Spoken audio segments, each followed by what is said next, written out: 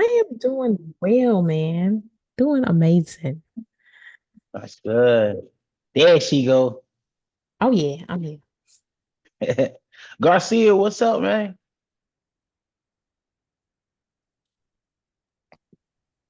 Uh, Trying to get this device working. Y'all hear me okay? Yes, sir. My boy got that fresh cut. Let's go. Man, I went into the office to pick up my laptop and I did everything but picked up my laptop. All right, that's all good. I got the phone. Y'all ever do that? You look down to see what time it is. 2 minutes later, you're like, man, what time is Man, it? Yes. what? I was just doing that. I was like, dang, let me go sit down. Well, yeah, man. Sure. Great Kayla, day why? though, beautiful day. Yeah, it is a beautiful day today. We're gonna make things shake for sure. Kayla, since you up here early, let's go ahead and try to bust you down real quick and see what you got going on. So I put into the group that I want to kind of get the gist of things because I'm getting out of the I don't know if I need to go still with the single family how like we were questioning, about like why they're selling, what's the purpose for it, what they're expecting from it, all that stuff, kind of going through the whole channels of questions. I didn't know if that was the same avenue. So I was talking to somebody today. She didn't have the answers because she reached out to me, thankfully. She reached out to me for her cousin. And I was like, can I get your cousin's information? And she was like, oh, she can't talk to you today. And I'm like, I understand that, but whoever's on title, that's the person I need to honestly be talking to.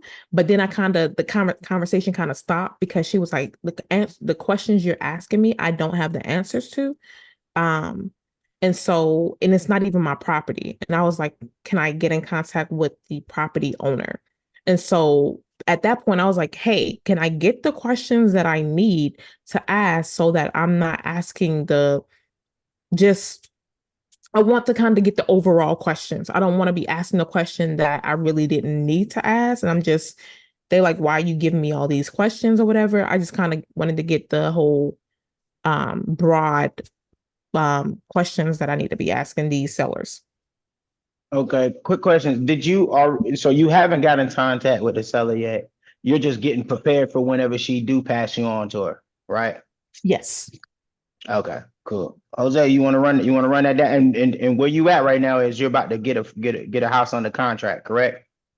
correct. You And know, then one thing there's about it, go ahead. and nothing against the real estate thing, is like I say this quite often. One of the reasons I love mobile homes, aside from how simple it is we are a community that likes to share. I can't tell you how many real estate investors I've asked questions, and I'm not saying that that's what this person is doing, but it's almost like they're stingy with their answers. Like, yeah, I don't want to give you too much.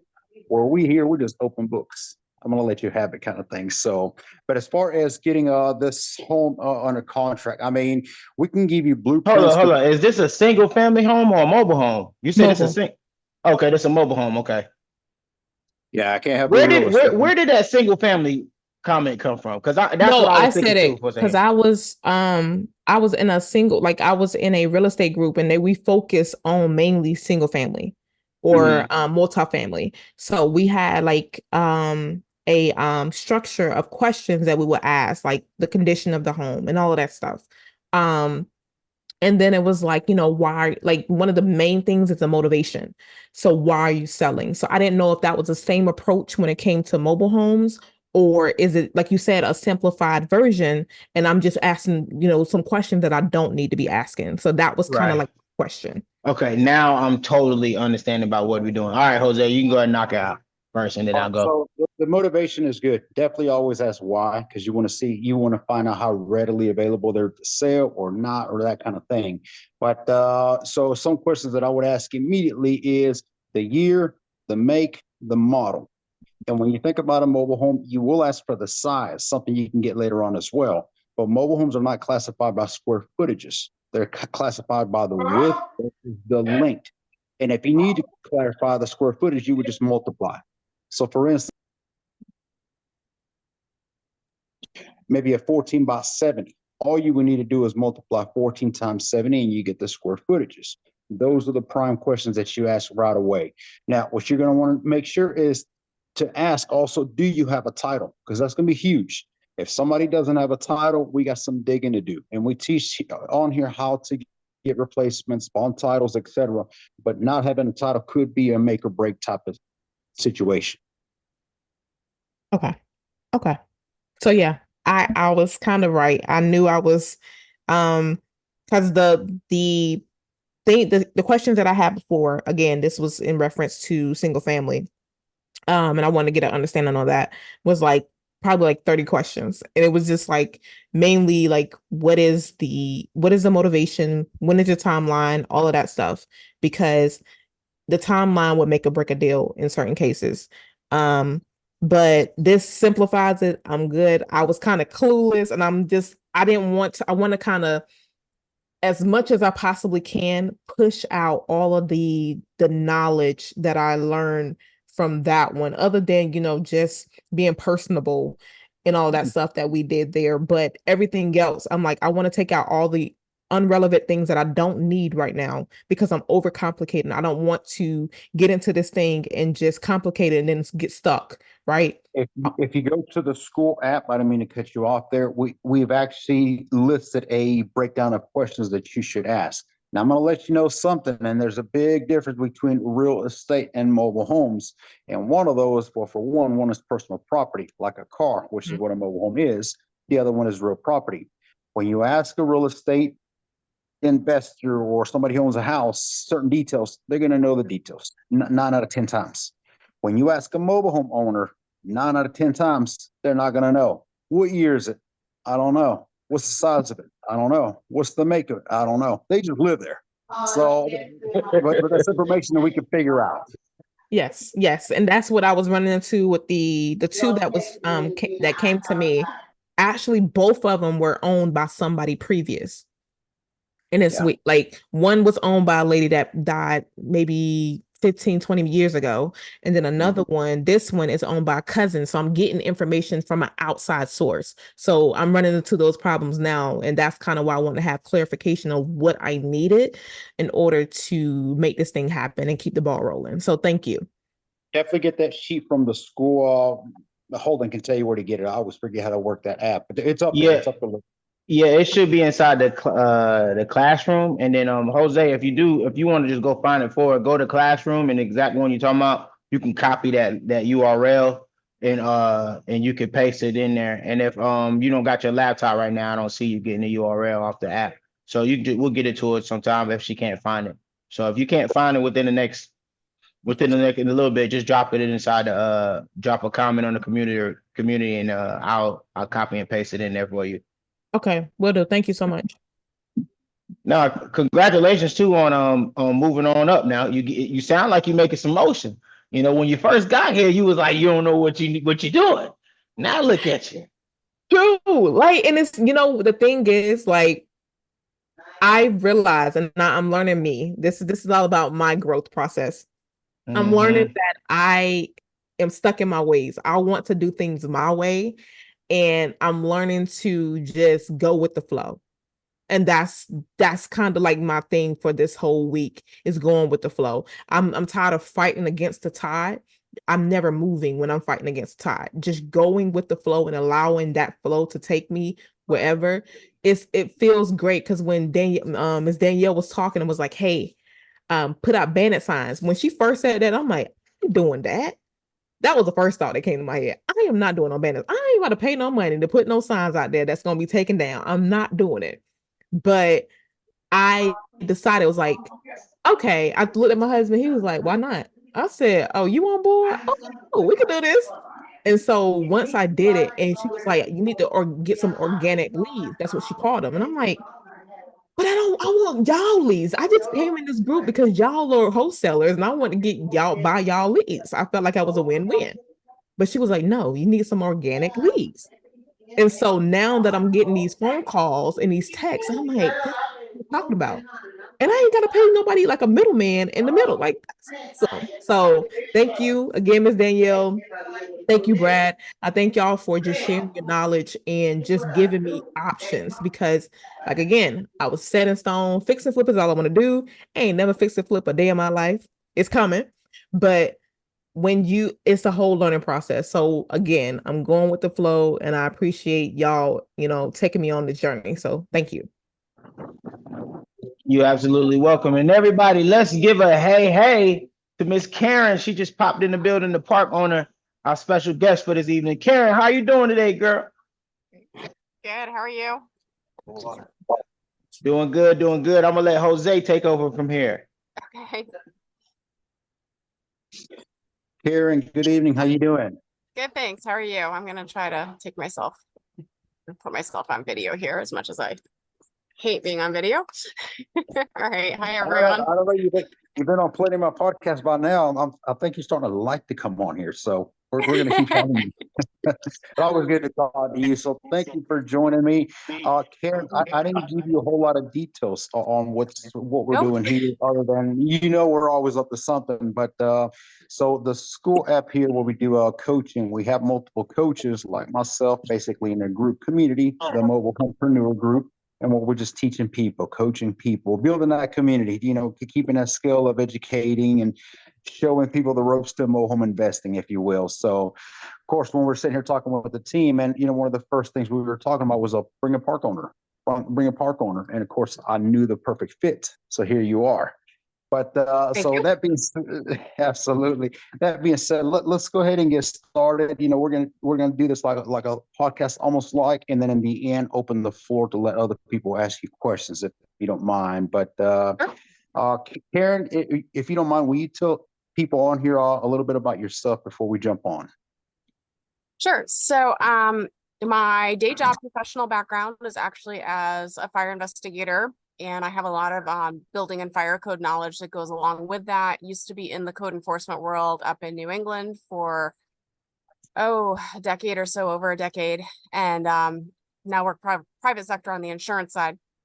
But for the past 20 years, I've kind of had the side hustle of some real estate investment going on. Started with some apartment buildings. And now over the past couple of years have transitioned over to the mobile home park space. And so my husband and I purchased 4 smaller communities in Georgia 2 or 3 years ago, which is actually how I got to know Jose. And because I had a lot of fixer-upper homes in there, and I was sort of like, I don't know what to do with these things. And I live 2 to 4 hours away from each of the parks, and I don't want to be weekend warring trying to fix these things.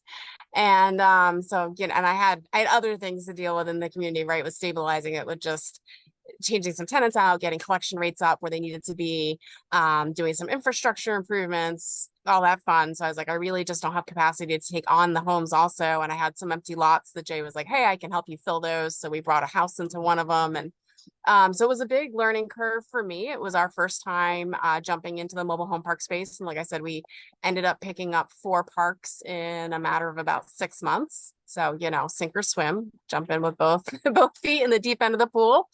And we ended up repositioning those communities and actually selling them.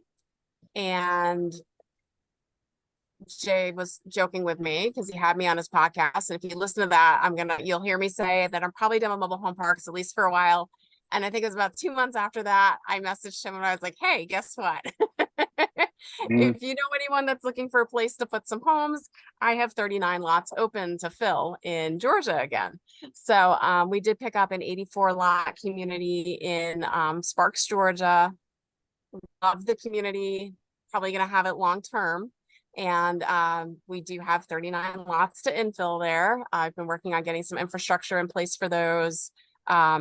Water, sewer over to them, electric pedestals were not in place on any of the lots. I'm getting some culverts in right now to get driveways over to them, get them graded. So all of that takes way more time than I hoped it would take, but that's, as you guys will see when you start fixing up homes and stuff, that's the name of the game.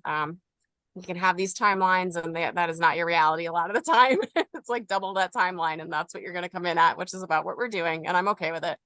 So I have that one now, and I am actually negotiating on another community in the Midwest currently too. So we'll see if that comes together or not. So yeah, from saying like, nope, I think I'm done with the space to right back in it. There's pros and cons to it, and I'm gonna like let Jose ask me the questions that he has preloaded that I know nothing about. So this is gonna be like try to stump Karen, put me on the spot. That's all No, for good. sure. So, Um, so you mentioned fire investigator, and I've heard this from a chief before, a fire department chief I had a podcast with years ago. And for those of you that want to go see some of these podcasts we've had, Karen, before, go visit our YouTube, garciamhu.com. But I heard that a single wide on average takes 7 minutes to burn to the bottom once it catches on fire.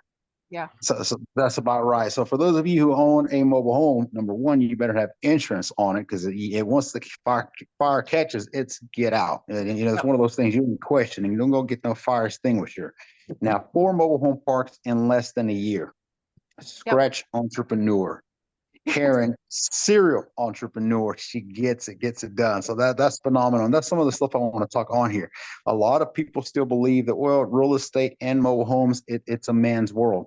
I like to think that there's more women in real estate today. And mobile homes, I think it's getting up there also on the school app itself. And it's not the one or the other, but I think the majority of the attendees here are ladies. So good for y'all. It can be done. So Karen, what would be some key factors you look for when you're looking at a mobile home park? I know you said another one in the Midwest. That's the first time I'm hearing about it. Yep. Yeah, that's new. That's been in the works for about a week now, off and on. So we're trying to put the deal together. I think we're close. My first parks, 3 of them were on septic and 1 was on sewer. And I learned very, very quickly that, at least in states where it's expensive to put septic systems in, that I much prefer sewers and dealing with the odd sewer line that gets clogged or needs to be redone than putting in entire septics. So my preference for purchasing right now when I'm looking at communities is city water, city sewer, direct bill utilities is fantastic. Doesn't have to be that, but that's definitely a preference. And paved roads. And you will probably hear that from any community operator or owner anywhere that you talk to. That kind of the holy grail is direct build, all public utilities, and paved roads. And if your paved roads are owned by the city or the county, even better. Like, that is a home run and a half. So that's my ideal buy box. And I like value add. So I like infrastructure to be really good and community not fully managed, or in this case where I have a lot of open lots. That gives me the value add to increase the value, but it keeps the price point for purchase at a more affordable range than, 84 lots, city roads, all public utilities, everything direct build. And, I'm going to pay through the nose for it, right? Exit plan for me, like I said, I do plan to hold it long term. But if I did want to exit from that once I have it fully built out, that's exactly what someone else is going to want in their buy box. So I know my exit plan for that is that I can, kind of charge top dollar for it, right? Because I know the value that it has in it. I have not dealt with any wells in any communities. I just don't know enough about. So ironically, my personal house and all the personal houses I've ever lived in have been on well water, because I've always lived more rural. So I understand wells, but I don't understand the different regulations in each state, with them being considered like a public water supply, and you have to test them, you have to treat them every so often. And I could learn all of that. I've just haven't had a need to yet. And so it seems easier to find parks that are on city water, and then a lot of them are on septics. If you're ever looking at a community to invest in and it is on septic, you're going to want ideally a 1-to-1 ratio. So 1 septic tank per home. A lot of the older communities are 2 homes to 1 septic tank. And in most states that is no longer considered compliant. It's grandfathered, it can remain as such. But if you lose that tank or you need to make repairs to that septic system, they can turn around and say, okay, well, you've just lost the house and you can't put it back. Or God forbid that house burns down or, gets damaged, tree limb falls on it, who knows what. And you have to trash that house out. They may say you cannot put a house back there because of it's no longer health compliant. So those are things just to be mindful of. in terms of, when you're looking at communities to potentially purchase. Um, Let's talk about the lagoons. septic real quick there, Yep. because I know, and on this call, there's going to be different level of Yep. investors. Some, like me, refuse to buy more mobile home parks. Some want to buy mobile home parks. So we're going to target back and forth. What is a septic on average? Have you ever had to put a brand new one in the ground? Yep, I have. So in Florida, where I now live, they're averaging about $5,000 to put in just a regular single family 3-bedroom home size So septic. still down. It's not crazy, but okay. Right. And in Florida, so I also have some single family homes we purchased and some other things, and some of them are on septics. And down here, I don't even always do a full septic test on them. Like sometimes I'm like, yeah, the price point is where it needs to be. I don't want to upset a seller, right? They don't want due diligence done, whatever it is. Again, the price point is in that safe price point range. I'm just going to pull the trigger and do it because I know worst case, I'm adding $5,000 on top to put a septic in, roughly thereabouts. I am from Connecticut originally. Connecticut has very rocky soils, a lot of wetlands, a lot of slopes, very strict health code. And so in Connecticut, you are not getting a septic for less than about $20,000. And they go upwards of like 35,000 plus. Same for the state of Vermont and pretty much all of New England. In Georgia, where I ended up putting septics in one of my communities, I was $15,000 to put that septic in because Georgia has a lot of heavy, dense clay soils. And where this particular septic was at the bottom of a hill. And so half the roadway drained down that way. So we had all the runoff coming on that we needed to divert and get away from the septic, but also planned for that septic where it was kind of well, we know the fields are going to get flooded more than we want just from rain and runoff because of the topography and it's dense clay soil that's around here. So that was expensive. And So something to keep in mind. I mean, obviously, yeah. depending on the market, the area, the city, the state, like everything else, is real estate shifters. And so, absolutely. So, what would you say are some mistakes I don't want to say newbie, but mobile home investors make when they're trying to buy a park? Due diligence. You cannot do enough of it. I did not do environmental surveys on the 4 that I purchased. I thought they were probably okay. They were, thankfully, we found that out when we sold them. But in retrospect, I mean, I absolutely should have done a phase 1 environmental. It covers you, you know what I mean? I could not find a company to inspect the 2 parks I had up in Jones County, Georgia, to inspect all my tanks. They just really didn't want to do it. And so I talked to the seller, I talked to the realtor we were using. They're like, oh, they've never had problems with it. You're all good to go. So I went with that and I shouldn't have. I should have found a septic company to go out, even if it took a week, and just pump all those tanks down and inspect them. Because if I'd done that, I would have known I was going to be putting in a $15,000 septic about 6 or 7 months after closing on the community. That would have come to light. And so I took the septic's word as yeah, that was good. I took the seller's word as being, true. And I think the seller, after talking to some of the tenants who were like, oh no, this has been going on a few years. I think the seller was like, well, he wasn't lying that it was working at that point. But he knew he had issues with it without a doubt. And so again, hindsight being 2020, definitely do your due diligence.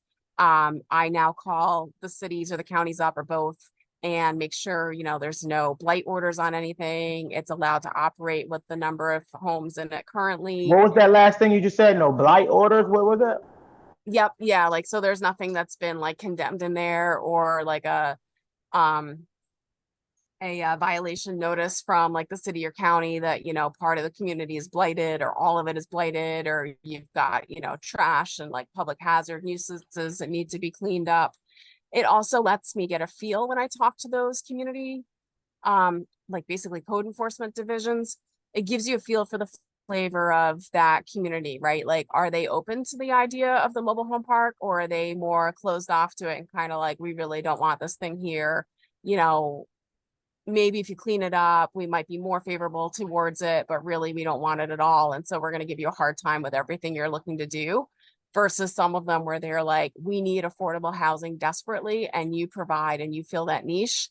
And like, please, yes, come in. And if you're going to invest in our community and you're going to do this and this to the, to the park, like, this is great because we desperately need that housing. So it really, it's very interesting. I've done a lot of due diligence on, I don't even know how many communities at this point, probably a couple dozen. And again, I do way more due diligence than I actually end up closing on communities. And a lot of times as I'm doing that due diligence, or if I just call up to like city hall or county, and I just get like that vibe. I have a full-time job still. I do this on the side. And so I literally don't have time to fight city hall. And so I'm going to walk from those at this point in my life because I just don't have the time or the energy or the emotional energy, right, to just I would say deal with it. the majority of, from what I hear from park owners, and this is not to scare anybody off, but I would say the majority of counties, they all realize there's a high need of affordability housing. Yeah. That's America across the board. Yeah. But when you talk mobile homes, it's like a cringe, like, well, like you need it, but you don't want it. So some counties can be very difficult. Karen is dead on it. They could be difficult. They can make it impossible for you. So again, something to kind of keep in mind, and that's great tips on due diligence. A mobile home has X amount of due diligence. You cannot rush that process. A mobile home park, you better not even think of, let me just get with this. You figure it out later, maybe a costly mistake later. So now, you know what I'm going to ask next. Okay. How do you manage maintenance managers? And that was the previous podcast we had, by the way. Yep. Because you're remote, you're hours away. You can't just go see Yeah. what John Doe is getting behind the mobile home and doing. You just assume the guy is doing what he's supposed to be doing. Yep. My manager for me is gold. I want to keep them happy. I want them to do a good job for me.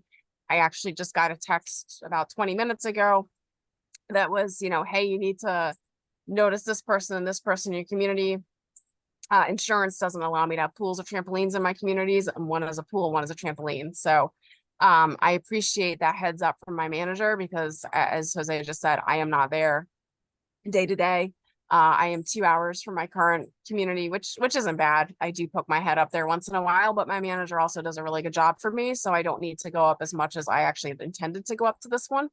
My other communities, big takeaway from that, don't accept cash payments. He embezzled a lot of funds from us, and like $3,000 or $4,000 that I definitely could have used. And yeah, it went south really quickly. He was doing a great job for us, and then he had a prior alcohol problem and unfortunately slipped back into that. And so that was just the beginning of the end in terms of that, professional relationship.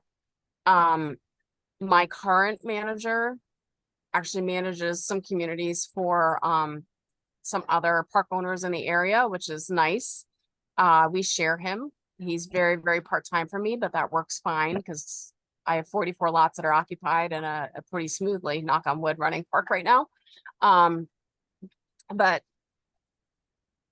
having him, as my eyes and ears, having him look out for our best interests, like I can't, and it's, that's his character. That's who he is as a person. And so I can't put a value on that, but I am so, so appreciative of him because I wouldn't be able to do this without him.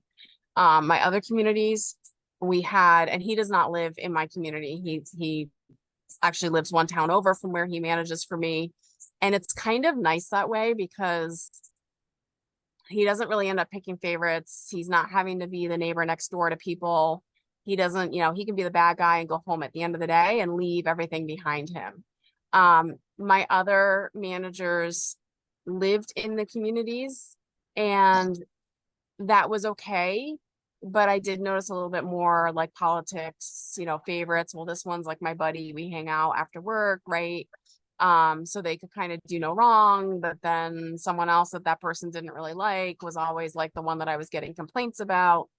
And again, like I'm not up there every day. So I'm like, okay, send me pictures, send me this, send me that, right? But you can spin information however you want to package it to somebody. And so I think like after he left and we switched managers, my husband and I were able to see a lot of like the spin that was going on. and kind of realized that, you know, some of what he was saying about some of the tenants and the residents was not entirely true or was not entirely fair to them. And like, yeah, there were some issues, but not as bad as what he was making them out to be.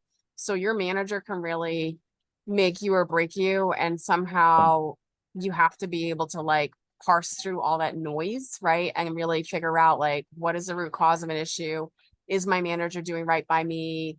Are they being self-serving, especially if they live in the community, right? Like, are they looking out for themselves and their buddies, or are they looking out for like the community as a whole and what is best for the community, right? And I say it that way also because like I'm the park owner, you know, yes, I mean, there's money in this, right? And so, you know, I look out for my best interest too, but it's not always about my best interest either. It's quite often about like what is right for the community, what is right for the residents, you know, what are they dealing with, et cetera, et cetera. And so, having that, you know, having that relationship, being able to do all that, having someone that can guide you equally and be like, hey, what, you know what, you probably should spend the money right now on this, is invaluable, to just have that level of trust with them. Well, sounds like you have a good one this time. And I mean, that's a Yeah. hit and miss, unfortunately, much like contractors. I mean, if you, especially if you're virtual or, you know, doing this remotely from somewhere, you want the right person there. And Karen had to learn, unfortunately, from a previous one who, you know, like everything else, everybody sounds great on the phone and looks good on paper. But when it's time to dance, it's like, but this is where the real show comes Yeah. out, and it's not what they said. So I would still suggest trust but verify. That Yeah, to me, exactly. and you know, I only have a couple contractors that I can say yes. Jeffrey, I don't care I know what he's doing, so I don't have to worry. The rest of them, I got those feelings. They come Yep. around, they act up. So, a couple We- more questions from me. We'll open the floors here in a second. But how would you go about finding mobile home parks? It's getting more and more competitive. I hear that all the time. It's like there's nothing out there for sale, or if it is, it's not a deal. How would you say, or what would you suggest in finding an attractive deal? So 3 things there. Facebook has literally made me millions. I probably don't want to tell Mark Zuckerberg that, but joining every one of like the mobile home different pages, groups, right? There's tons of gurus out there. There's tons of people, you know, hey, join our organization, join this, follow this page, follow that. I think I found most of them out there now, and every day there's like another 1 or 2 that crop up. And just joining them and watching what's going on, you know, you'll see deals posted. That's actually how I found, well, no, the one I'm negotiating on now actually came through an email feed. A second one is get in with the commercial brokers that are out there, and let them know what your buy box is, let them know what you're looking for, what price point, and they will start looking for, you know, deals for you and start emailing them out and sending them to you. On Facebook, you find more of the wholesalers. A lot of them, they will email too, but a lot of them are sharing their deals around just casually. You know, someone's looking for something, or you'll just see a random post like, hey, I've got, you know, 30 lots in Kansas, 10 are occupied and 20 are infill. Like, okay, if you're into infill, like that's a buy for you. If you are scared to death of infill or don't have the capital or the network to do it, well, then that's probably not a deal for somebody. So you can, you know, I mean, I can do a quick down and dirty underwriting of a community in seconds, right? Like how many occupied, how many not, what's my comfort level with this? Where's the price point at? Does it make sense? Does it not? What's the average lot rent? If those kind of look okay, then I'll do a deeper dive and maybe spend an hour sort of preliminarily underwriting it, right? And being like, all right, what's market lot rent? Let me look up some comparative communities. The nice thing when you have the real estate agents, the commercial agents that are emailing you the stuff, they usually put together a really nice packet. And so that packet will have, you know, area demographics, population, competitor parks, right? What their lot rent is. They have sales comps of communities in the area that have recently sold. So it gives you a really nice like feel for kind of what you're stepping into, where your max rents can go. You know, do you have a lot of park owned home inventory where you can potentially sell that off and cash out and, you know, basically get your down payment back? So now you can just have financing in place on, you know, the lot portion of it, but your down payment has been covered by selling off the houses. I'll get into exit plans and ownership things in a second, because there's a lot of opportunities there with mobile home parks. But yeah, that's a couple of them. Again, you know, networking, like getting to know the wholesalers, talking to them if they pick up the phone and call you because they saw you comment something on Facebook, you know, and then them being like, hey, what are you looking for? I may not buy that deal, but I may buy another one that they brought to me. My first two communities were in Jones County in Georgia. I got them both through a commercial realtor, boots on the ground, right? Like your traditional commercial realtor. The two I picked up in South Georgia came through, they were a package deal and they came through a wholesaler, and I would do a deal with him again in the future. There are some wholesalers out there not so good. There are some that are very good. I'll still say the same about realtors too. The deal I'm working on right now in the Midwest, that came through a commercial broker, but I've been talking to wholesalers, I don't even know how many over the past 30, 40 days on, you know, looking at other communities, right? Underwriting some stuff, just running preliminary numbers. Hey, could you send me this? Could you send me that? So those are really good ways to, you know, just get feelers out there, get your name out there, start letting people know what you're looking for. My dogs are going to be obnoxious. I apologize. No, you're good. So And for those of you listening, listen to all those tips she's giving you on. This is the same thing we talk about over and over and over. Branding, marketing, advertising. If people don't know who you are, they're not going to do deals with you. Karen probably spends hours posting and reviewing and searching and studying because she makes it sound easy.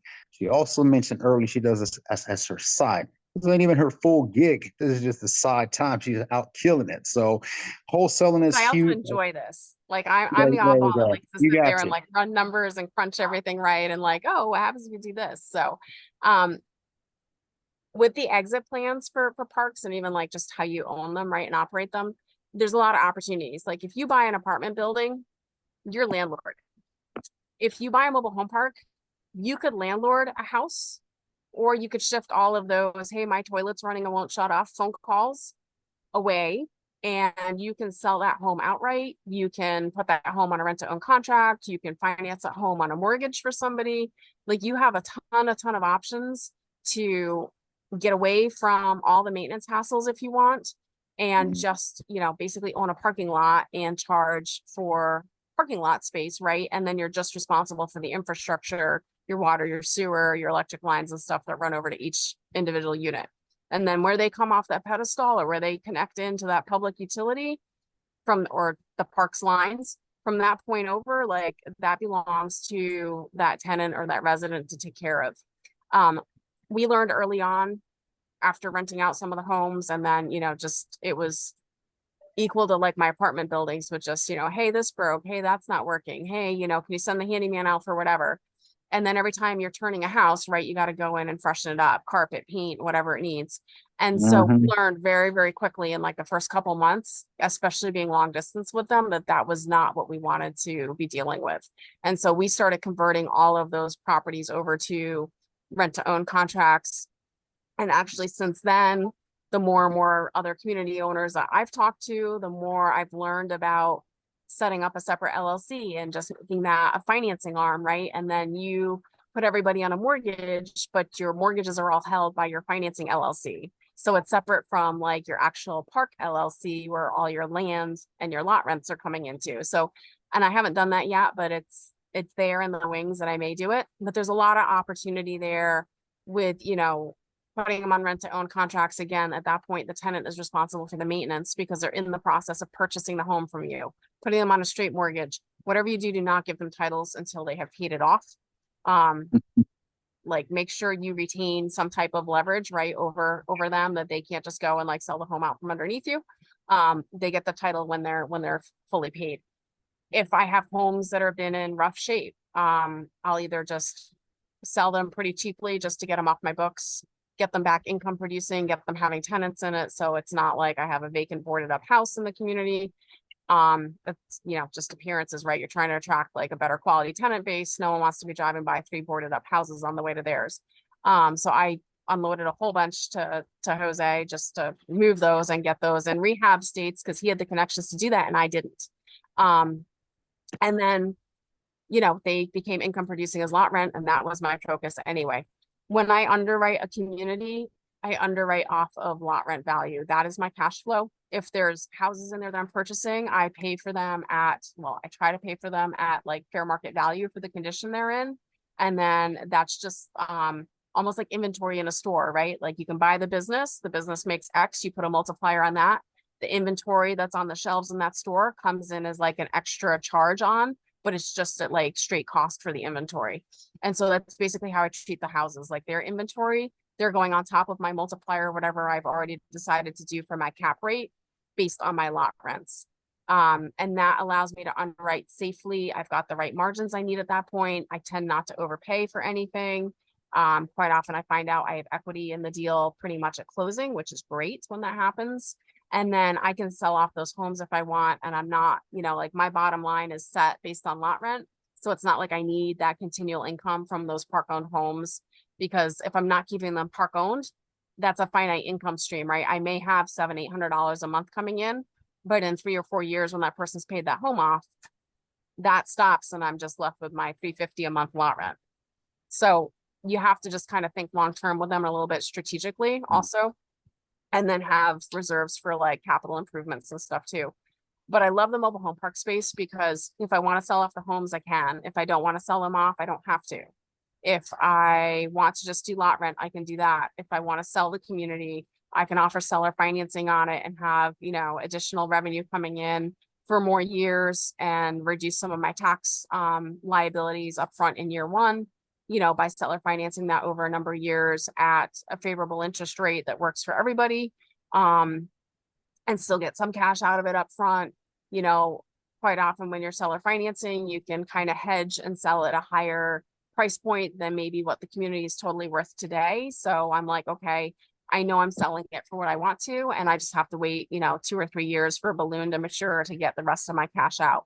So there's a lot of different opportunities as a park owner with both like how you operate it day to day, and then whatever your exit plan is when the time is right to sell them. So a lot of opportunities. I mean, mobile homes, mobile home parks. That's the thing, is like you have so many strategies that can be similar, like real estate, and then so many others that you can even get creative with it. You can see how you're trying to churn that. So I mean, it's just open, endless. And that's one of the many beautiful things on there. So Karen, I can keep on asking you hundreds of thousands of questions, never get tired of talking to you. So, but I do want to open the floor to everybody on here and see if they have any questions. I do have a couple more here throughout, but Mark, I saw your hand early, by the way. My apologies. Go ahead.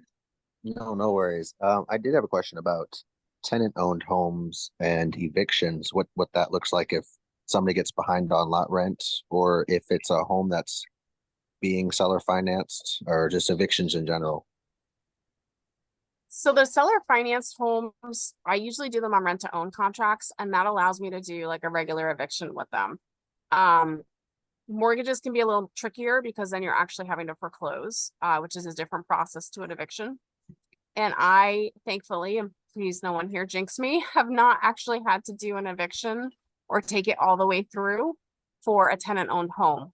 I do know folks that have, and I do know that basically like the tenant will get an eviction order and then they have X amount of time to remove the home from the lot. The reality is, if most folks are behind on their lot rent, which is usually what, $300 to $400 a month or so, the reality is they probably can't afford to move their home either.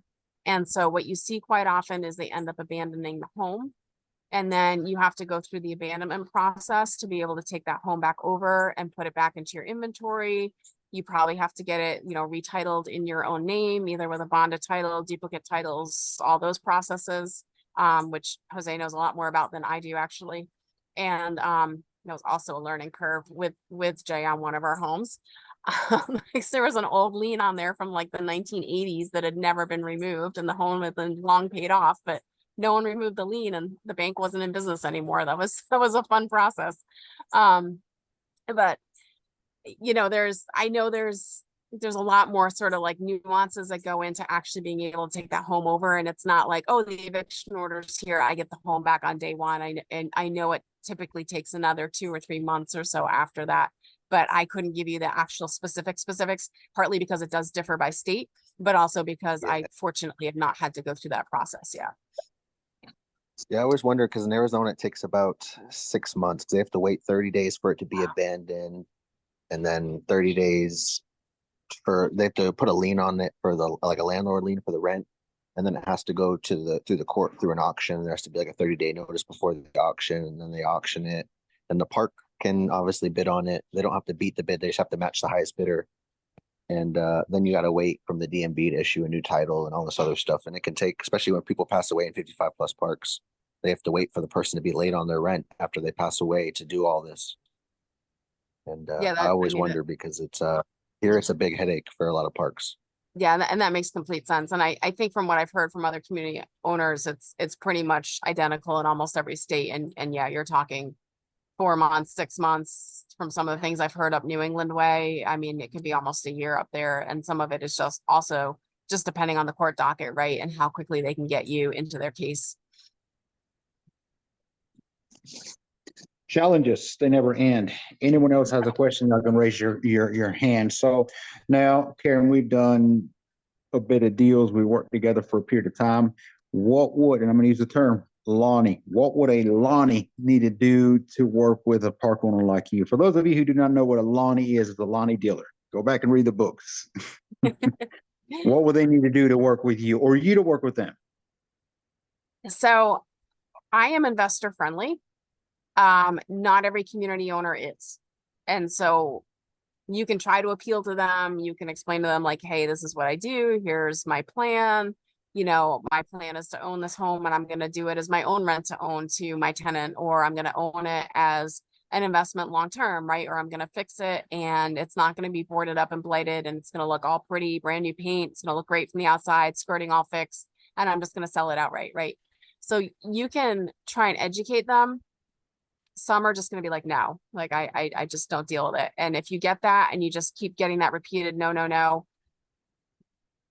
all of our time is valuable, right? I mean, at some point, I think you just have to kind of like cut your losses and be like, well, like, why bark up this tree? Let me go find one that's going to, you know, be more fruitful and get a better response.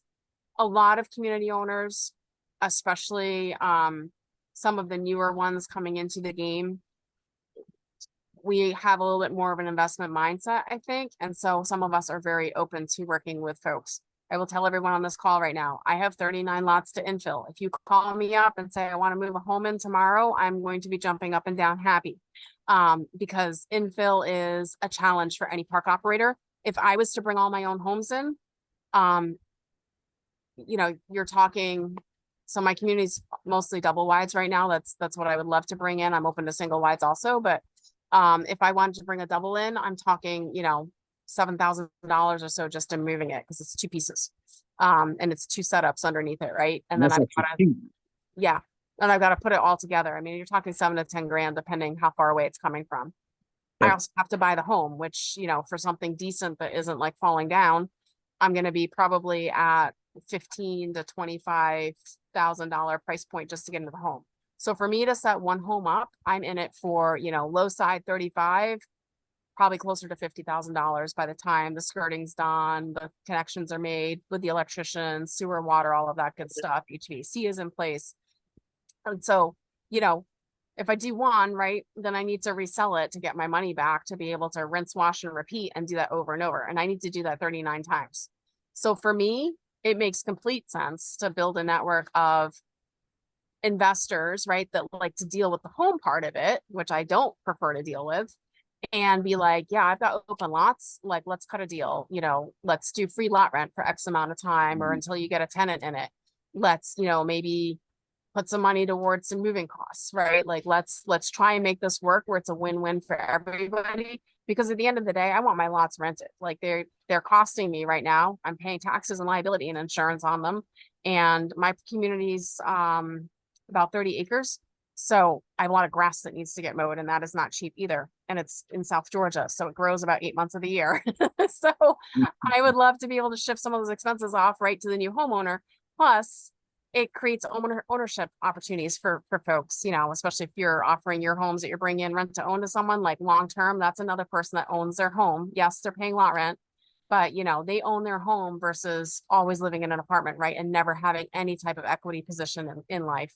Or always being at the risk of, you know, someone just being like, I'm going to sell the building, and someone else comes in, right, and says, cleaning house everybody out when leases end and you don't have a home anymore. So I like the affordability of it. I love giving people home ownership opportunities. And so yes, we're investor friendly. I would say, you know, talk to the communities in your area that you're operating in, and just go and knock on the door and be like, you know, do you have any open lots that you're looking to fill? Because I've got homes that, you know, people are looking to move out of communities, or they're on their own land, right? And someone's like, hey, I'm going to upgrade my house, or I want to build a site built house on my land. And so, you know, I've got a 1995 single wide in decent shape, 3 bedrooms, that's for sale. Come get it. First person that gives me the money, right? It gets it. And so now you've got to find a home for that home. Like, you have an asset, you've got something you can work with, but you need to find a new place for it to go. So having that option of like being able to call someone up and being like, hey, I found a good deal. You know, here's pictures of it. Can I bring into your community, is huge. Community operators, we want our communities to look nice. It doesn't always look that way, because sometimes I drive through and I cringe, or I get texts like, hey, there's pools and trampolines that shouldn't be there. But we want our communities to look nice. So finding a home that looks attractive, or, you know, hey, I'm going to reside it, or I'm going to give it a fresh coat of paint, and, you know, it's going to have this for skirting material. I personally hate the soffit panels as skirting. I don't mind the look of them. They don't hold up to weed whackers. And I haven't met a person yet that doesn't accidentally weed whack them. And now I've got what looks like bullet holes all through my siding. And then it starts like falling off on the bottom, and it just doesn't stay, or the wind catches it. So I love the upgraded skirting materials that are a little more durable, or even just using like decking boards to like deck around it. Actually looks quite nice. Yeah, you got to stain them once in a while or paint them, but at least they can withstand the impact of a weed whacker against them, or a lawnmower, or a kid's toy. I mean, we've all seen it, right? Like, drive Representability. I bikes mean, are fun. that's Pardon? huge for you. And look, for those of you watching on here, I mean, this is an opportunity right here that she's talking about. So here's a couple scenarios that I would present to a park owner like Karen, and I do this with other park owners. Is she said no lot rent? So right away, she's guaranteeing that you can bring a mobile home into her community. She's giving you grace period of X amount of time for you to get the home up and running and going. So for some of you, if you can find free mobile homes that must be moved in the area, you got a free mobile home. The only expense is you have to move it there and then set it up and rent it or sell it. That's one. Two, you could find somebody in the area who's looking to buy a mobile home. So if they're looking to buy a mobile home, you could supply that same home and say, I also have your location where you can take it to. And that's a trio win. Karen is going to get a home in her park. The buyer is going to get a home, and you're going to get hopefully paid, because if you market it right, you're going to bring it up to market value. Obviously not gauge anyone, and everybody wins in a situation like that. Some park owners also may say absolutely no lot rent for free, but I will move the mobile home for you. So there's opportunities everywhere. Just, again, this is a business and a partnership. It has to be. If it's done right, it can be a beautiful thing. So Danielle, you had a question? Yes, I do. I actually have a few, but I'll try to keep it simple. I find some of my mobile home parks do need infill, but they're kind of dragging their feet because they have vacant lots and they're septic, and they recently, let's say 2 years ago, bought the parks, but they haven't ventured into trying to find the lines. Do you have any tips? Because it seems a lot of park owners have that issue when they buy these parks, and just vacant lots and don't know where the lines are, or all that stuff. Start digging. You can look where stuff comes off of one house and start trying to trace your lines. Sometimes you will find that you have commercial size septic tanks in there. And so you may have 5 or 7 houses on one tank. You may have pump stations that gather effluent from a handful of houses. And then once the float gets to a certain point, it ejects it up and then it puts it into your septic fields. So sometimes your community owners can get lucky kind of finding them. The one of the communities we bought, not the one that needed the septic, I got lucky there. The septic company that had been pumping and taking care of that community for years, they knew where everything was. So that can also be a resource, right? Is go through your, every time a septic is pumped, by law, the pumping company is supposed to file a copy of that pumping with the health department, whether that's county or city based or state, but it's supposed to be filed with the health department. It may not always happen, but by and large, I found that I can figure out like who's got knowledge of that septic just off of who's been pumping and maintaining that system for a few years. So that's one trick, because you can call them up and be like, hey, and they'll know where your tanks are usually because they're pumping them. Right. The one community I had in Albany, Georgia, that was on septic, it had been serviced by a number of different people. None of them really knew where anything was. It had some commercial tanks in it. I had like 7 houses on one lot and stuff, where the sellers had drawn things and thought things were. Some of them were there. Some we went kind of probing around and they weren't. They were, 2 houses down. We had some stoppages in there. Flushable wipes for everybody on this call. Flushable wipes are not flushable. They are like the bane of my existence. If I could ban them, I would. They end up in more septics and they will destroy your septic in a matter of like days. So I had some line clogs because I had some tenants that were doing flushable wipes. And yeah, we had to hand dig and like go in from one house and just start hammering and trying to like follow those lines and then figure out where cleanouts were. And then my manager was also very handy. He was actually the one that ended up like kind of falling off the wagon. Didn't work out so well in the end, but when things were good, they were great. And again, like kudos to him, because he was literally digging down and standing in raw sewage, fixing my lines and opening them up and putting more cleanouts in and stuff like that, and starting to like map where everything was in the community. And then my husband's actually a commercial architect by trade. And so we have CAD software in our house. I don't know how to run it, but he does. And so he was actually sitting there and like taking those and taking like the towns or like the cities, like survey and map of the property, right? And we were like overlaying that. So at least the new owners have a better idea of what's there. But yeah, it was, it's sometimes it's trial and error. And when you get a community operator, for us to bring lots online, if they've got older electric that hasn't been used in a while, it's probably no longer to code. And in order to use that pedestal again, you're going to have to upgrade it and bring it to code. And so you're talking typically $2,000, maybe $3,000 to do that. And then if you have the whole septic thing and you're like kind of going to have to argue with the community about, can you refill a lot? Or are they going to make you go 1-to-1? Or, oh, we don't know what's in here. You need to get an engineer hired. And this, civil engineers got to run all their MLSS calculations and figure out, do you have enough gallonage in your tanks for this many houses and yada, yada, yada. So if you start playing that game, and so now you're like, okay, well, I may need to put another tank in. That's another, $2,000-$3,000. So now to bring one lot online, I may be at a $6,000 investment. So if you have a bunch of those to do as a community owner, sometimes you're kind of like, what's the return on that investment? Like, am I better off just working with what I have and just leaving my empty lots? Or do I maybe try to find some RVs to come in because they use less gallonage? I can kind of like Mickey Mouse them into a septic system easier.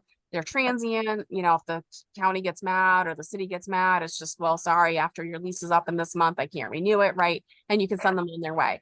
So there's a lot of different thought processes that go through community operators' minds and or just capital.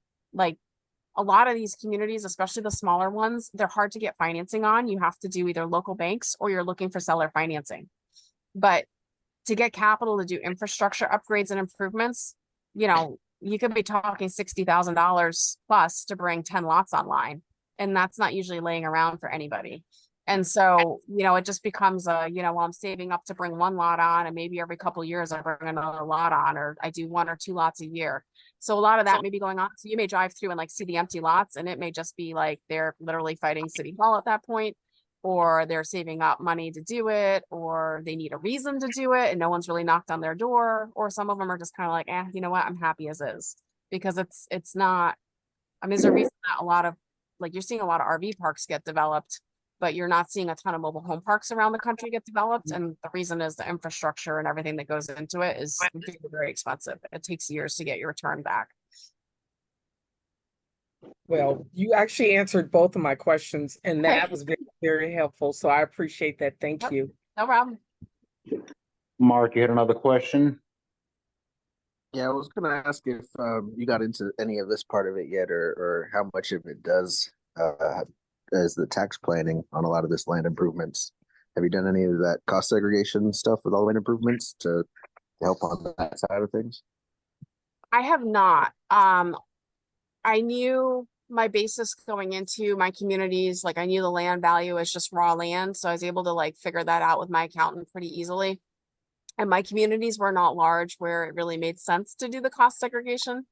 Um, Additionally, I wasn't planning on doing anything infrastructure wise with them other than, the lines I had to take clogs out of and repair a couple sections. But to me, that's just general maintenance. Like that's maybe $1,000 here, a few $100 there, and just a lot of aggravation for everybody. Putting a septic in, was not planning on doing that. That was a $15,000 like learning experience.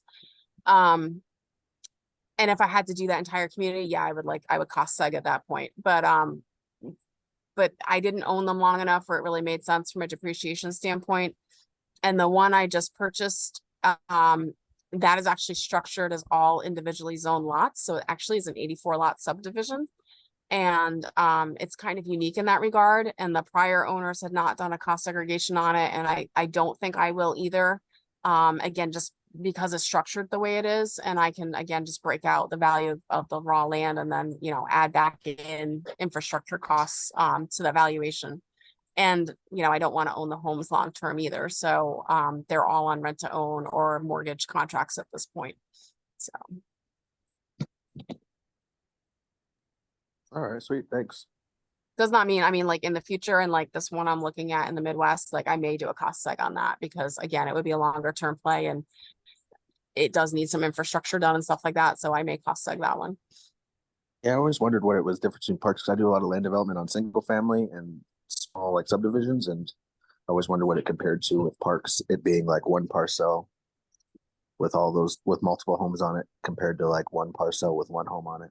Yep. Yeah. And I like I said, I haven't delved into that yet. So.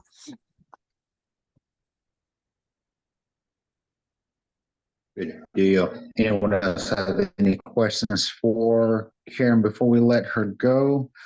Let's see the chat. I don't know where Holden went. We show somebody's coming in. Okay. So needless to say, Karen, your days of no more mobile home parks is over with. You came back, you realize that's where it's at. You're growing again. Now you're going to Midwest. That's even further. You ain't driving over there. Hopefully not every day. So no. That remote thing is going to have to get better. That's all right if you got the right managers. So, all right. I don't see any other questions. Karen, we're not going to hold you up. We appreciate you coming on here, being part of this. This call does get recorded. It'll be shared on the school app. Potentially we could share with you later if you want to watch it as well. But thank you for coming and joining us on here. Any last piece of advice for anyone that does want to do a little bit about what you're doing? Any type of real estate investing is fantastic. Like the way the US is structured, the way our tax code is structured, it really can be an opportunity to really start developing your own personal wealth and generational wealth also. So I would say, network, ask the questions, learn everything you can. There's a lot of different resources that are out there.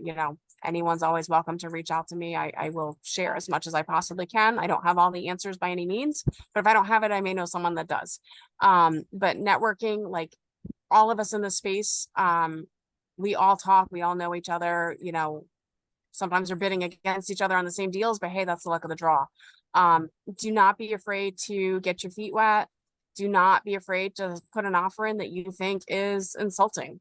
Not everything that's out there is priced where it should be. And that includes the stuff from the realtors, the wholesalers, and they'll even tell you sometimes they're like, look, this is the seller's price. It's not mine. Maybe in 6 months or a year, the seller will become realistic. Throw a number at them and just see. And you'll see some of these trade, a few $100,000, $1 million less than what they started at, because eventually, right, the sellers sort of just realize like they're not going to get what they thought it was worth. Something's only worth what someone's willing to pay for it at the end of the day. So your homes that you're, rehabbing and flipping, your parks that you're looking at investing in, don't be afraid to ask for seller financing. Don't be afraid to, offer a number that you think is fair. probably the biggest takeaway of all that is don't overpay. It is very, very hard to get yourself out of a jam, especially if the economy changes, if you overpaid for something.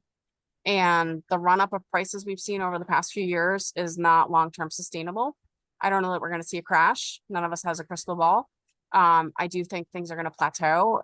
You can't have 10, 20% growth, right, in real estate year after year after year. So, if you're getting into it now, especially if you're getting into something that's a longer term hold, or you're looking to invest in a park, just know your numbers, do your due diligence up front. Feel free to ask someone to, look at the deal for you. Ask them not to, try and steal it from you. There's always that risk, right? It's kind of like a game of whack-a-mole. Like, you poke your head out and like, hey, I'm looking at this. Can anyone help me with it? But you hope they're also not looking at the same deal, or if they are, they tell you they are. But at the end of the day, there's plenty to go around. And I'm not, my appetite, my personal ability to purchase at any point in time, right? Like, there's a lot of things I have to pass on where I'm like, I would love that, but that is not in my wheelhouse at the moment, or I just don't have the time to deal with that, or I'm not buying at the moment, right? And so there's a lot of us out there that, we're more than happy to point you in the right direction, or give you some tips and tricks, help walk you through some due diligence, help walk you through some of the underwriting. And at the end of the day, like, just gut feel. There's a lot to be said for gut feel. And so if it feels like a good deal and the numbers are looking good, don't be afraid to pull the trigger if you can get, your funding in place, or seller carry back, whatever it is, because there's definitely opportunities to be had, but you can drive yourself crazy and do the paralysis by analysis, and that can last a lifetime, and then opportunities pass you by. Educate yourself, take action. You got to be fearless. At one point or another, you got to take, but yeah, definitely take calculated risks, and it starts by educating yourself. So beautifully said. You're doing phenomenal. This time next year, I'm sure you'll be triple or more. We'll have to have you on something like this again. You be retired from my day job. Yeah, that's goal. that's got to go eventually, but things are going to blow up even more in the mobile home industry. So Yeah. that's all right. So, well, Karen, thank you for joining us on here. I'll connect with you later on. We will definitely share that information with the investors. If anybody has a home or knows an area, we'll definitely make that connection and make this a win-win. So thank you for joining us this evening. Thank you all. It's great meeting you all. Thank you for having me. Absolutely. All right, let's I'm gonna change this around. I wonder where Brad went. I think Brad is still off somewhere. So, well, there you go. So many tips. There we go.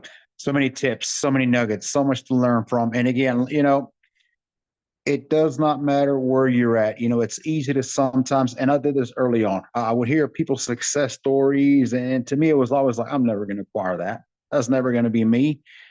I look at it like a giant GPS in America. We're all trying to hit somewhere, and it doesn't matter where you start. Some of us may be closer, some may have more advantages.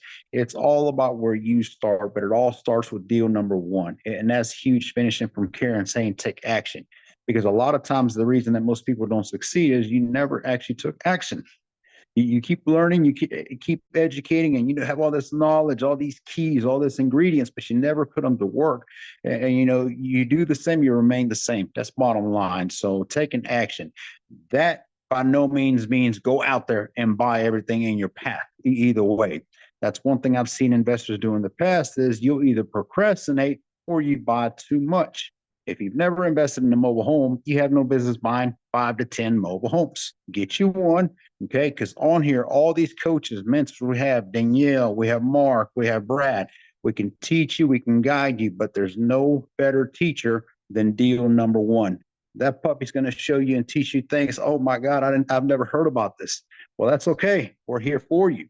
But you start with that one first deal, because after number one, second one gets a little easier.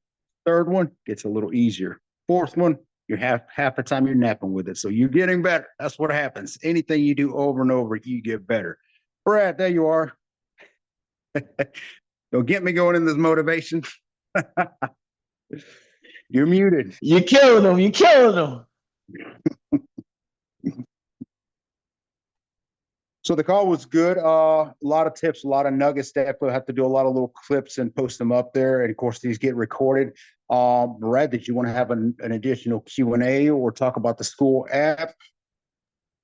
Yes. So what I really want to go over is I would just want to make sure everybody with their specific situation they're in right now, do they have any questions that we can answer to make them move forward? Do we got anybody right now who got a deal that need help with that?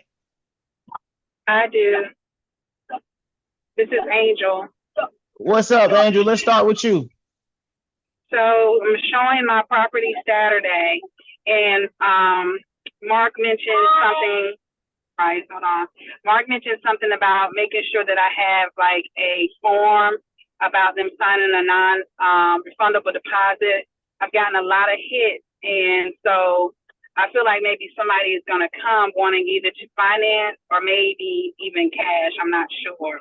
And so, is there a form in the group that you have people to sign with the deposit? Yeah, I can see if it's in there. If not, I can upload it again. But basically, anybody who is super serious and ready to take action and ready to submit an application with the park, I always have them submit a written purchase offer first, and then with that purchase offer, usually an earnest, non-refundable earnest money deposit, basically just holding the home from any type of marketing, at least while their application is being processed. Okay. Thank you. Yeah, and that's a good tip to remember too. We do that quite often with all of our RTOs, rentals. Somebody's interested enough and wants you to quotations hold the home. I'm not going to take a home off the market just because you may be thinking about it. There's no security there. So whenever I'm doing a wholesale rent to own, it's like, hey, I have no problem holding this property here and it's a limited time. We're not going to hold it for months, but I'll give you 5-7 days. So I do need a $500 deposit. And I'm not trying to trick anyone when I say that, but half the time I don't mention non-refundable because it's like real estate. You can't go lock up a house and then tomorrow say, hey, don't worry about it, I'm not interested. Well, you got earnest money sitting there. So that's got to go to somebody. That's a security both ways. So always definitely put that, but definitely put it in writing. Mark's dead on. I mean, every deal, anything you do in this industry, like any other business, put it in writing. Handshakes, I don't even like handshakes don't work because they don't mean anything. You got to put it in writing. So definitely get that form and get that put out there. So I thought I saw a question. If I get going, y'all can stop me anytime. Yeah, let's just keep it. Who else? Anybody else has a question, a deal maybe at hand you want to tackle it on or slowing you down from getting it? Can I ask one more question real quick?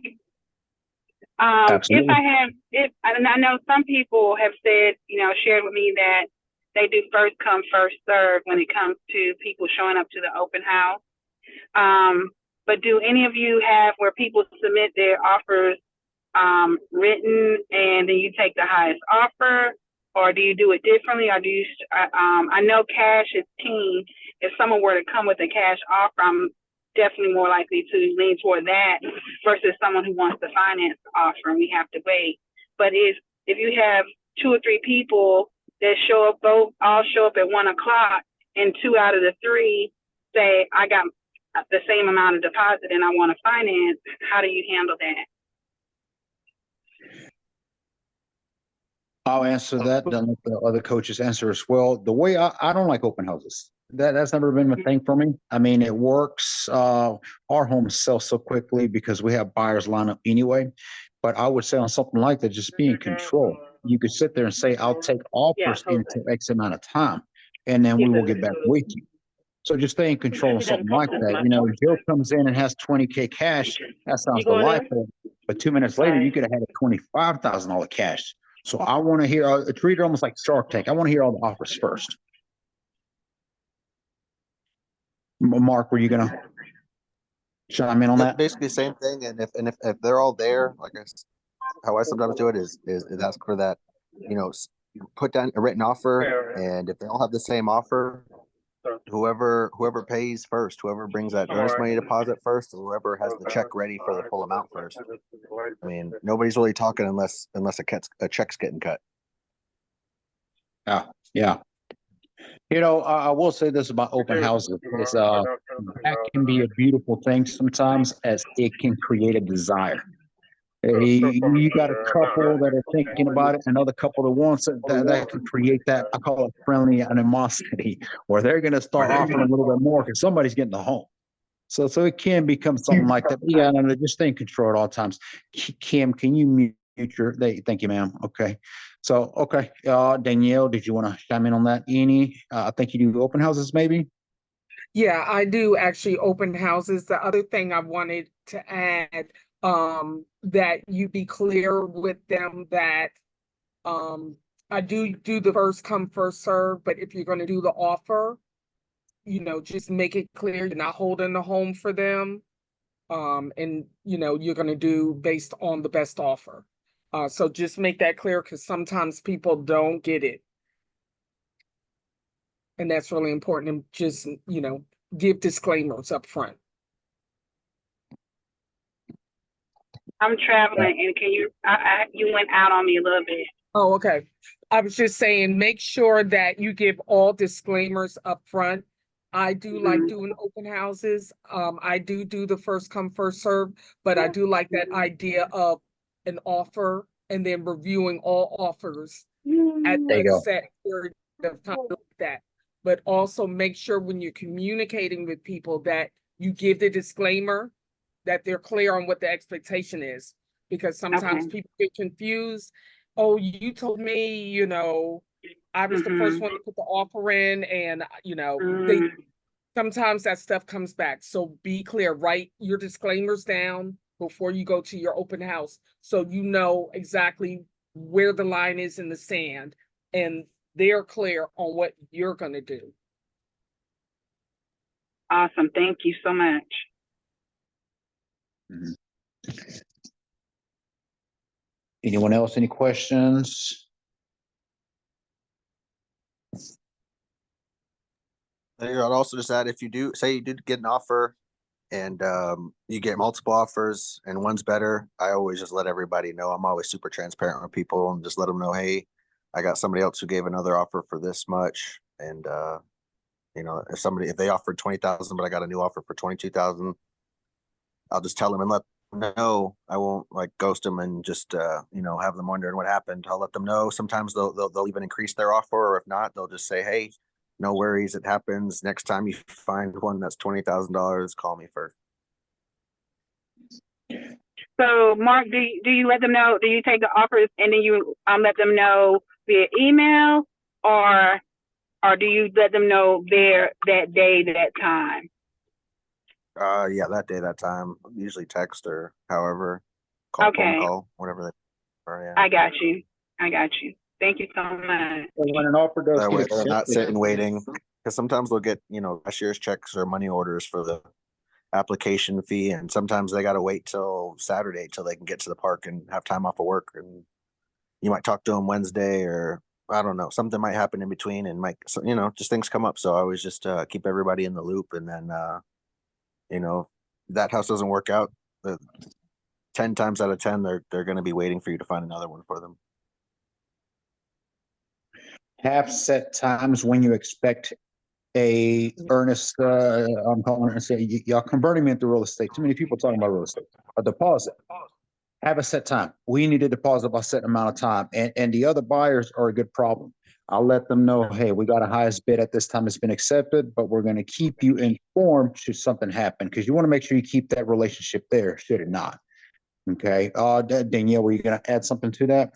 Yeah, I was going to add something. So once that transaction is all done, just a tip, if you communicated with them off of Facebook Marketplace, that's a good time to go back and let whoever inquired, let them know the home that you were interested in is, but you can follow our Facebook page for your future homes, or if you have a website that you're going to list your homes, you want to, because if they follow your page, you can track them. And when you get more homes, then you have that in your sort of kind of, it's almost like a CRM, but I do that on all my deals that close. I go back and everyone that inquired on that property, I kind of let them know to follow. And that's how I increase my following on my business page.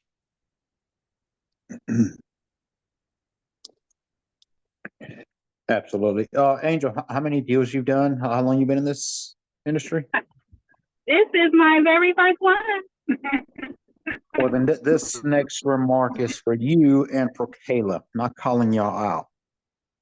It is said, and I agree 100%, if you can handle, if you can manage mobile home investors, mobile home buyers, tenants, you can make it in any type of real estate in the world because you are going to get some, and I'm going to lay it out, hostile, aggressive, unprofessional. I can keep going.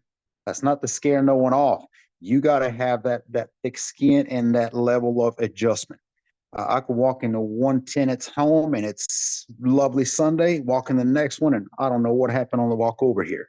It's just one of those, and it's almost put yourself in their shoes somehow because you're going to get that clientele. And this is why a lot of people who do real estate don't get into mobile homes. They'll tell you, I'm not dealing with that clientele. It could be a rough one. Just again, this, we give it to y'all real here. So be expected. You call somebody who may or may not be selling a mobile home. In real estate, they hang up on you. In mobile homes, they're going to keep you on the phone and tell you what they think. So that comes with it. Anyone else have any questions? Tamisha, I know you're driving, so do not let me distract you.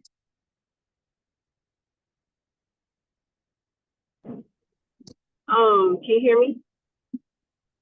Yes. Okay. I don't. I guess you could. So I have two things here. One, it's not really. I guess you could say it's a question or inquiry. I know someone that is moving to the Elizabeth City area. I think maybe this is for you, Danielle. Do you know of anything in Elizabeth City at the moment? Yes, I have associates that are down that way, that I connect with. We as mobile home investors, we can also JV. So referring you to another associate down that way that may or may not have something, but if they do, then you can get like a bird dog fee off of that referral. Okay. And then the next, I guess, inquiry is thank you. I'll get in touch with you about that. Florence area, Brad, anybody in South Carolina, have y'all had any dealings in the Florence area? I felt like I took my daughter down there yesterday and it was almost like a mobile home gold mine. And I was like, oh my God, I was freaking out. I was like, I definitely have to come back down here, but it was literally like, some of the trailers looked like they were abandoned. Of course, some of them were in parks, and different things like that. I just was curious before I go ahead on that, because I'm definitely going back.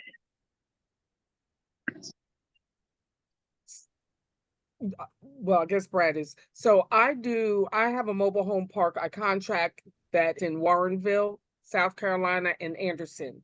So I'm not sure how close that park is, but I would say this is a great time for you to use your bandit signs and do virtual. Because I did not see none. And when I say it was like mobile home park after mobile home park, I even took pictures of some abandoned ones. I was like, now I know they said something in the group about abandoned trailers, but I don't know what to do. But I'm gonna take these pictures and I know where they at. Yeah. So abandoned, Jay, you want to talk about that piece?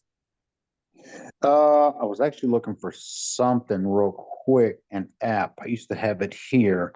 So if you do find abandoned, I think what Danielle is referring to is if a mobile home does not have titles, it could be a phenomenal deal versus what everybody else says, because we can teach you how to get bond titles, title replacements, find the owners, etc.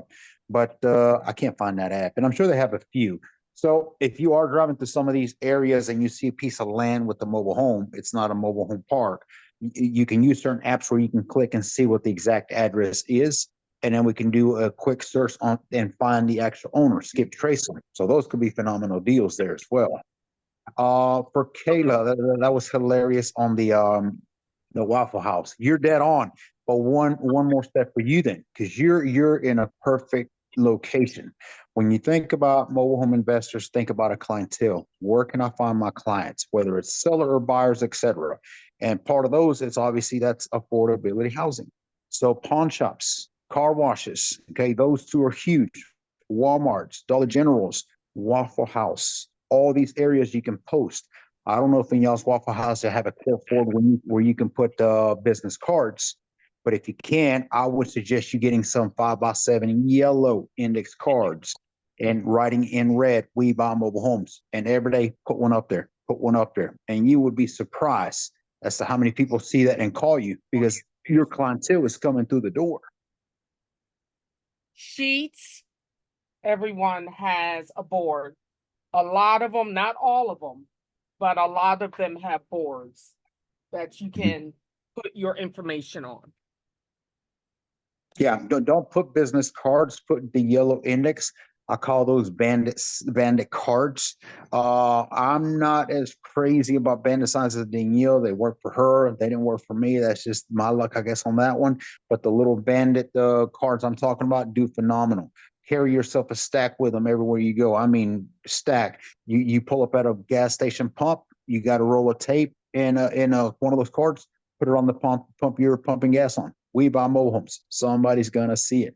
I remember one lady one time, she called me. It wasn't long. I had just posted the card up there. It was like a quick trip or something. And she called me. She said, "Hey, I got your card off the pump. You put on this gas station, whatever.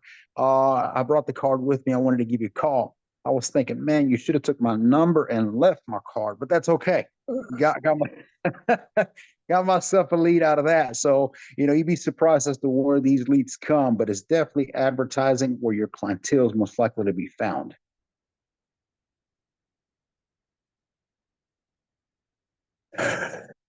All right. As far as South Carolina, North Carolina, I don't think there is a street in South or North Carolina you can drive through. You will not see a mobile home. That's everywhere. I've always made a joke. If you live in South or North Carolina or you invest in South or North Carolina and you can't find a deal, you don't belong. Man, you got more mobile homes, you got houses. I mean, you just destined to make a deal in there somewhere. So definitely out there. But yeah, okay. Any other questions that can help y'all get y'all's next deal, secure a deal, make a sale? Good. Okay. Mark, anything? Did we lose Mark? I think Mark We maybe lost also did. Mark. Kim got anything going on? We didn't hear from her. Oh, yep. I'm sorry, Kim. Yeah, like what you said, You're in the like matrix. so, oh, I'm driving. Okay. I like the postcard idea. Now we can hear you. Okay, I was just saying I like the postcard idea and putting them on at gas stations, Walmart, I think you said Dollar General and one other place.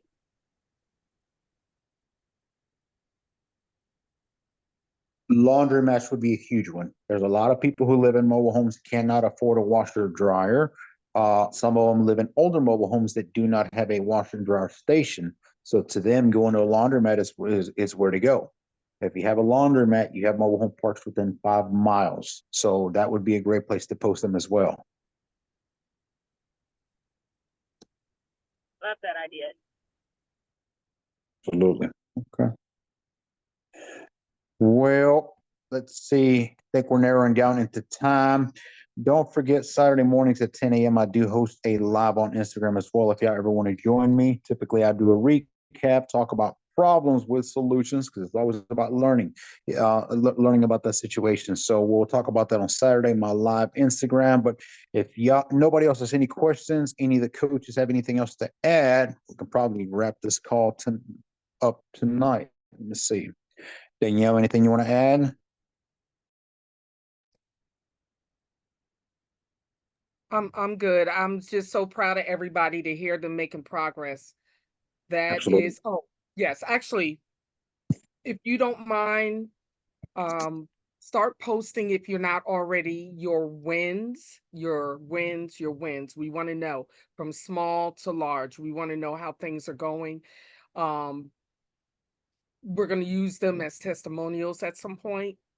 But we want to know how things are going. We want to make sure we stay connected with you. So if you don't mind, There's also a poll that Brad put out on school. We would like to know what you would like to learn, what topics interest you. In the other spot, go ahead and list out, if it's not already listed on that poll, list out specifically what you'd like to learn. And I think that's it. Absolutely. Help us help you. Whatever you need tips, coachings on, drop it on that we'll tag team you from the coaches and make sure we take care of you. So all right. I think that's gonna wrap it up for this evening. So if I don't see y'all Saturday morning, we will be back on here Tuesday at 7 p.m. All right. Thank you all Invite for joining someone. us this evening. Have a good night. Good night, everyone.